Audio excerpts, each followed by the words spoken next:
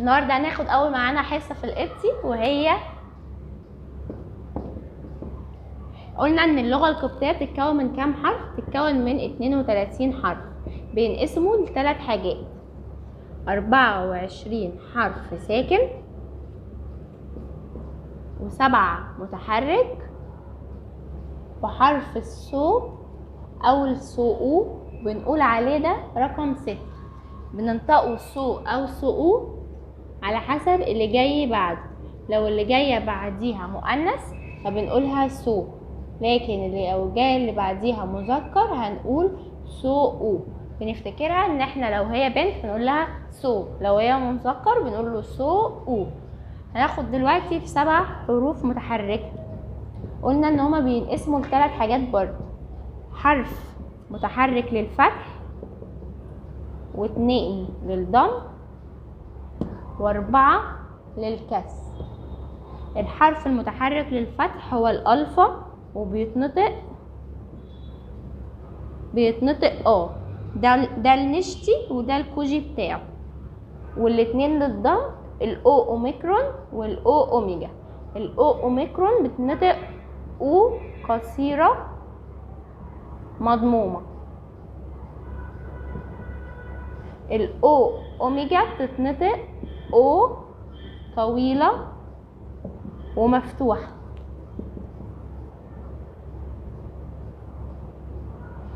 الاربعه للكسر هما الاي والايتا واليوتا والابسلون. الاي بيتنطق ايه بالانجلش، والايتا واليوتا والابسلون بيتنطقوا يه مؤقتا. كل واحده فيهم ليها نطق معين، بس مؤقتا هنقول عليهم يه. طيب دلوقتي هناخد التفريق بين الاو اوميكرون والاو اوميجا. عندنا مثال،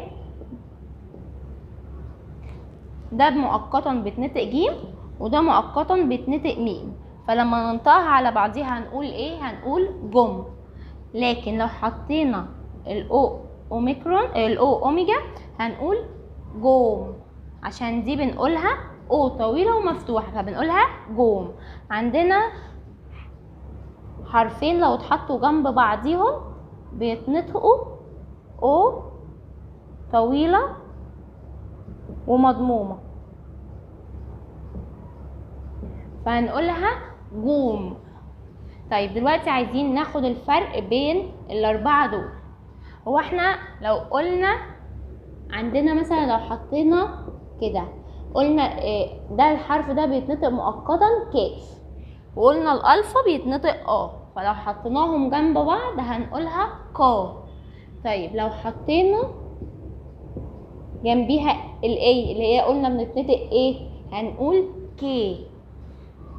طيب لو حطينا جنبيها الايتا بتتنطق يه طويله فبنطول فيها بنقولها كي. لكن لو حطينا جنبيها اليوتا كانها يه خفيفه اللي هي اليه الكسره اللي هي بنقول عليها كي، مش بنطول فيها. طيب لو كملنا ان احنا قلنا عايزين نشوف، لو قلنا دي كده بتتنطق ايه هنقول كو، ودي كو. لكن لو حطينا المقطعين جنب بعض قلنا بتتنطق او طويله ومضمومه فهنقولها كو. بعد ما خدنا الحروف المتحركه وعرفنا ننطقها ازاي، هناخد دلوقتي الحروف الساكنه اللي من اسم الحرف بنجيب نطق. يعني ايه؟ يعني مثلا عندنا الحرف ده اسمه حرف الزيتا. حرف الزيتا بنقول زيتا، اول حرف فيه ايه؟ زين، يبقى هو حرف الزيتا بيتنطق زين. حرف اللي بعديه عندنا حرف القبة. حرف القبة اول حرف فيه ايه؟ كاف، هيتنطق ايه؟ هيتنطق كاف، وهكذا. حرف اللي بعديه حرف اللفلة او اللولة بيتنطق لائن. اللي بعديه المي والنشتي بتاعه كده. وبيتنطق ميم. اللي بعديه الني وبيتنطق نون. اللي بعديه البي وبيتنطق ب. بعديه الرو وبيتنطق ر. اللي بعديه السيمة وبيتنطق سين. شاي وبيتنطق شين. خاي ده الكوجي والنشط بيتكتب كده وبيتنطق خ. وده الفاي وبيتنطق ف. هوري وبيتنطق ه. دي بنقول عليها حروف من اسمها بنجيب نطقها. قلنا الزيتا بيتنطق زين، والقبة بيتنطق كاف، لفلة بيتنطق لام، مي بيتنطق ميم، ني بيتنطق نون، البي بيتنطق ب، الرو بيتنطق ر، والسيمة بيتنطق سين، الشاي بيتنطق شين، والخاي بيتنطق خ، والفاي ف، والهوري ه. هناخد دلوقتي حاجة اسمها الجنكم. الجنكم ده علامة بنحطها على الحرف، شكلها كده او كده، او بتكون نقطة بنحطها على الحرف. طيب الجنكم ده لو دخل على الحرف بيعمل فيه ايه؟ عندنا حاجتين. لو دخل على حرف ساكن بيتنطق كحرف ايه مين اللي بيتنطق؟ الجنكم هو اللي بيتنطق كحرف الاي. قلنا حرف الاي بيتنطق ايه؟ بيتنطق ايه بالانجلش. طيب لو دخل على حرف متحرك بيفيد استقلال نطق الحرف. محدش فاهم حاجه؟ يعني ايه بيفيد استقلال نطق الحرف؟ يعني بيتنطق في مقطع لوحده. طيب احنا خدنا دلوقتي اللي هي الحروف الساكنه من اسم الحرف هات نطق. طب عايزين نفهم الحته دي كويس. وده حرف، قلنا ده حرف الشاي، فلو حطيت عليه جنكم هقولها اش.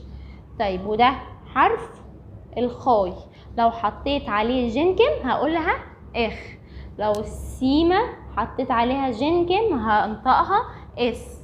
لو الني حطيت عليها جنكم هنطقها ان.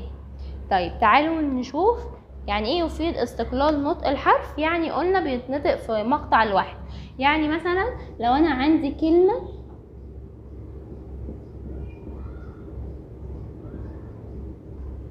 فدي في، قلت لوحديها عشان عليها جنكم فنطقتها في جزء لوحديها ونطقت بعديها في عادي، فبقول في يعني رأس. بس دي مش علينا في المنهج، بس بوضح لكم مثال على الحرف المتحرك لو اتحط عليه جنكم. فقلت لوحديها وبعديها في. احنا خدنا قلنا اول حاجة عندنا الحروف الساكنة اللي من اسم الحرف هنجيب نطق. دلوقتي هناخد كلمات سهلة خالص من الحاجات اللي احنا خدناها من الحروف المتحركة ومن اسم الحرف هات نطق. اول مثال عندنا هكتبه وانتوا حاولوا تنطقوه. احنا قلنا ده حرف الايه؟ الالف. قلنا بيتنطق وده الهوري بيتنطق ه، ودي الاو اوميكرون اللي هي الاو قصيرة. فلو عملناها على بعضيها هنقولها اهو يعني كنز. يعني كنز. تاني كلمة عندنا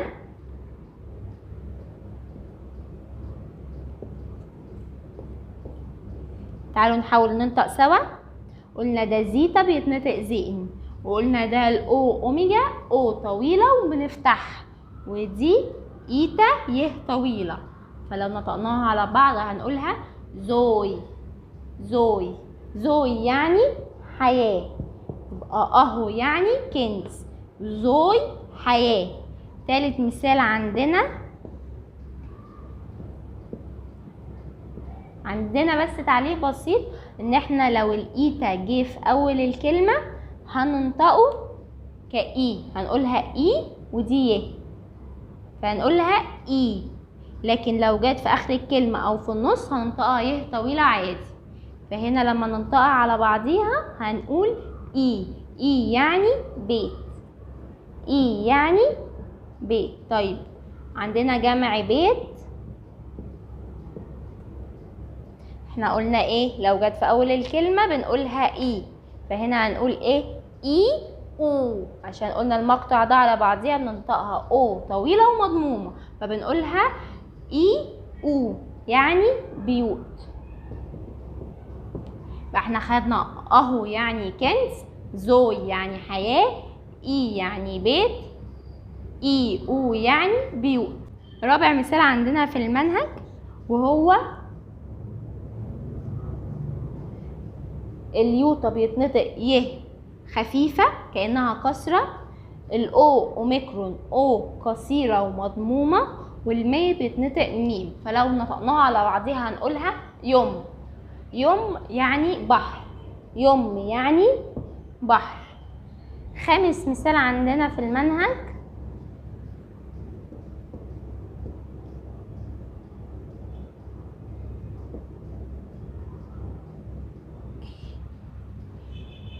تعالوا نقسمها. هنقول لها كيلي. كيلي. كيلي يعني ركبة. كيلي يعني ركبة.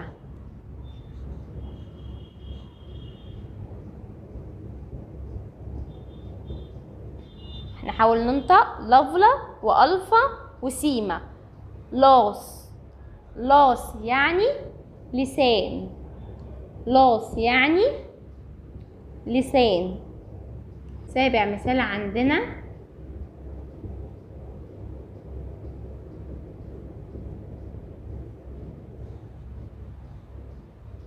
المي النشتي. قلنا لو جت في اول الكلمة بنكتبها كده، والاو اوميكرون الاو قصيرة مضمومة، اللفلة بتتنطق لام، الهوري بيتنطق ه. على بعضيها مله. على بعضيها مله. مله يعني شمعة. مله يعني شمعة. تامن مثال عندنا في المنهج قلنا يه. يه شبه يوم بس ما نتلخبطش بينهم. يوم يعني بحر، يه يعني قمر. يه يعني قمر. تاسع مثال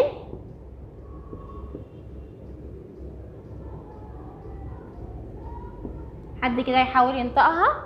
رومي. رومي. رومي يعني رجل. رومي يعني رجل.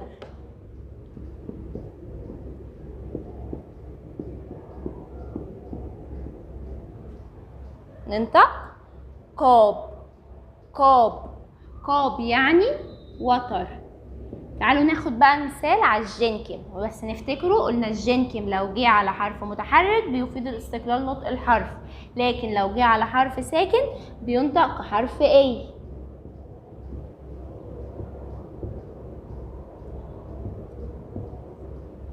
قلنا اهي هننطق كايه؟ اكنه قبليه حرف اي. فهنقولها ايه؟ اسمو. اسمو. اسمه يعني ده فعل بمعنى يبارك. اسمه فعل بمعنى يبارك.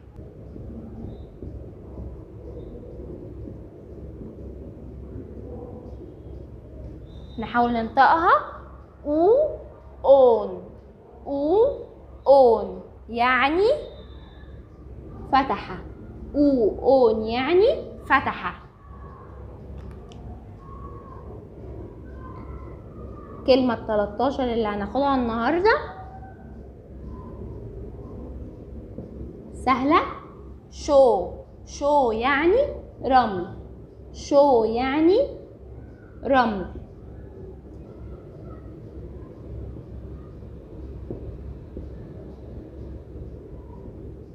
تعالوا نقسمها سوا. شو. شو. شو. شو. شو شو يعني فخر. شو شو يعني فخر. كلمة 15 اللي عندنا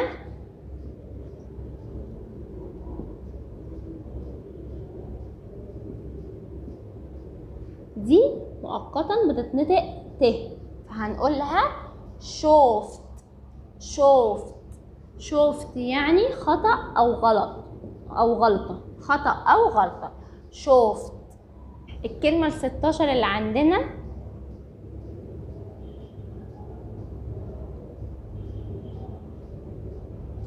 الجيمكن جاي على حرف ساكن اللي هو حرف الخاء، لكنه قبليه حرف اي، فبنقول اخ ري. اخ ري. اخ ري يعني طعام. اخ ري يعني طعام. الكلمة ال17 اللي عندنا النهاردة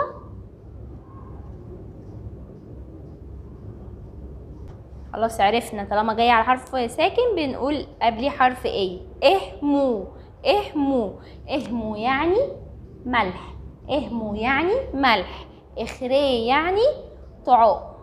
عندنا حاجة بقى اسمها الحروف المميزة، هما حاجتين بنقول عليهم توأم وعيلة. اول حاجة التوأم هما حرفين بس، حرف التي ده النشتي والكوجي بتاعه كده، حرف الطاف ده النشتي وده الكوجي.